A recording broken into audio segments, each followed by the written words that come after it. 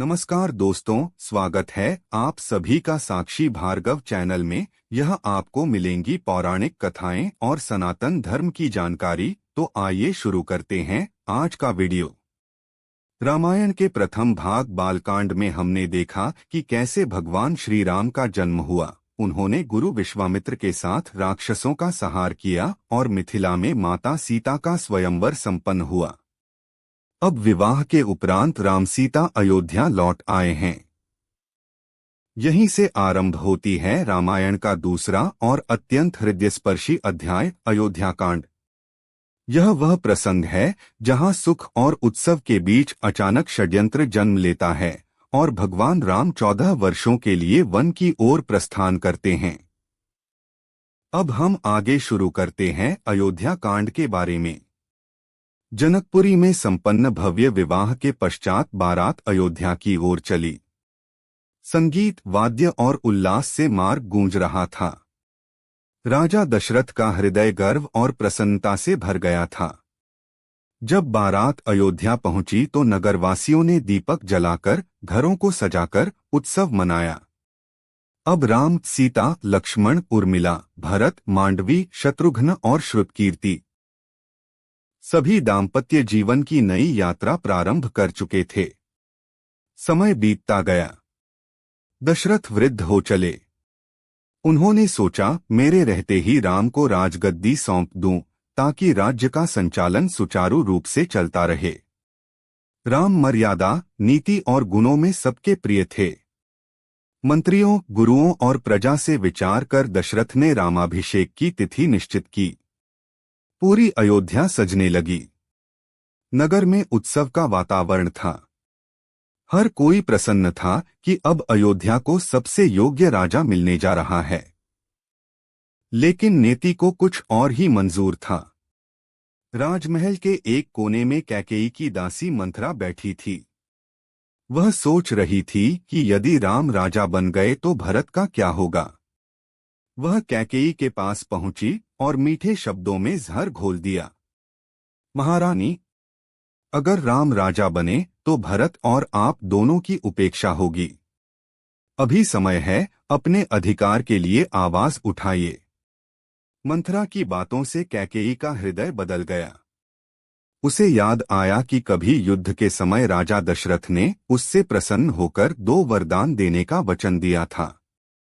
कैकेयी ने वही अवसर देखा और दशरथ के सामने जाकर बोली, राजन, आप मुझे वे 2 वरदान दीजिए जिनका वचन आपने दिया था। राजा दशरथ ने प्रसन्नता से हामी भरी। तब कैकेयी बोली, पहला वरदान यह है कि भरत को अयोध्या का राजा बनाया जाए। दूसरा वरदान यह कि राम को 14 वर्षों का वनवास दिया जाए।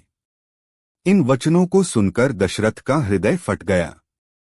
उन्होंने कैकेयी को बहुत समझाया, परंतु कैकेयी अपने निर्णय से पीछे न हटी। जब यह समाचार राम तक पहुंचा तो उन्होंने सहज भाव से कहा, पिताजी का वचन ही मेरा धर्म है। यदि माता कैकेयी ने ऐसा चाहा है तो मैं प्रसन्नता से वनवास स्वीकार करता हूं। माता सीता ने भी दृढ़ स्वर में कहा, जहां राम रहेंगे वहीं सीता रहेगी। मैं वनवास में भी आपके साथ चलूंगी। लक्ष्मण ने भी प्रण किया कि वे भी भाई राम के साथ रहेंगे। अगले दिन जब राम, सीता और लक्ष्मण वनगमन के लिए तैयार हुए तो पूरी अयोध्या रो उठी। प्रजा का सैलाब उनके रथ के पीछे पीछे चल पड़ा। लोग कहते जाते, राम को मत जाने दो, लेकिन राम अपने कर्तव्य से पीछे नहीं हटे। गंगा तट पर पहुंचने पर निषादराज गुह ने राम का स्वागत किया। उसने कहा, प्रभु, मैं आपका सेवक हूं, मुझे भी साथ ले चलिए। राम ने प्रेमपूर्वक उन्हें गले लगाया, परंतु वनगमन का मार्ग अकेला तय किया। राम, सीता और लक्ष्मण आगे बढ़ते हुए वाल्मीकि ऋषि से मिले। वाल्मीकि ने उन्हें चित्रकूट में आश्रम बनाने का सुझाव दिया। वहीं तीनों ने अपना निवास बनाया। इधर अयोध्या में भरत वापस लौटे। जब उन्हें ज्ञात हुआ कि उनकी माता कैकेयी ने षड्यंत्र करके राम को वनवास भेज दिया है तो वे शोक और क्रोध से भर उठे।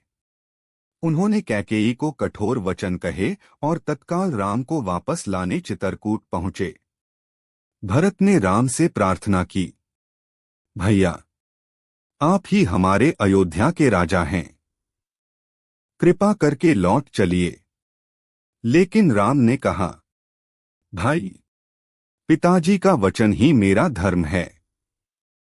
जब तक 14 वर्ष पूरे नहीं होंगे मैं लौट नहीं सकता। भरत ने बहुत समझाया, लेकिन राम अडिग रहे। अंततः भरत ने कहा, यदि आप राज्य स्वीकार नहीं करते तो कृपया अपनी चरण पादुका मुझे दीजिए। इन्हें सिंहासन पर रखकर मैं आपका प्रतिनिधि बनकर राज्य चलाऊंगा। राम ने अपने खड़ाऊ भरत को दे दिए। भरत उन्हें लेकर अयोध्या लौटे और राज सिंहासन पर रखकर नंदीग्राम में तपस्वी जीवन बिताने लगे। राम के वियोग में राजा दशरथ का हृदय टूट चुका था। उन्होंने राम राम कहते हुए अपने प्राण त्याग दिए। पूरी अयोध्या शोकमग्न हो गई। इस प्रकार अयोध्या कांड की कथा समाप्त होती है, जहां राम का त्याग, भरत की भक्ति और दशरथ की करुणा एक साथ झलकती है। अयोध्या कांड हमें सिखाता है कि धर्म का पालन किसी भी सुख से बड़ा है। राम का त्याग, भरत की भक्ति और दशरथ का करुणाभरा हृदय, ये सब मिलकर इस कथा को अमर बना देते हैं। लेकिन कहानी यहीं समाप्त नहीं होती। अब शुरू होगा वनकांड, जहां राम का जीवन और कठिनाइयों में डूबेगा, राक्षसों से युद्ध, ऋषियों की रक्षा, और धीरे धीरे घटनाएं बढ़ेंगी उस क्षण की ओर जब माता सीता का हरण होगा। अगले भाग में सुनिए वनकांड की अद्भुत कथा।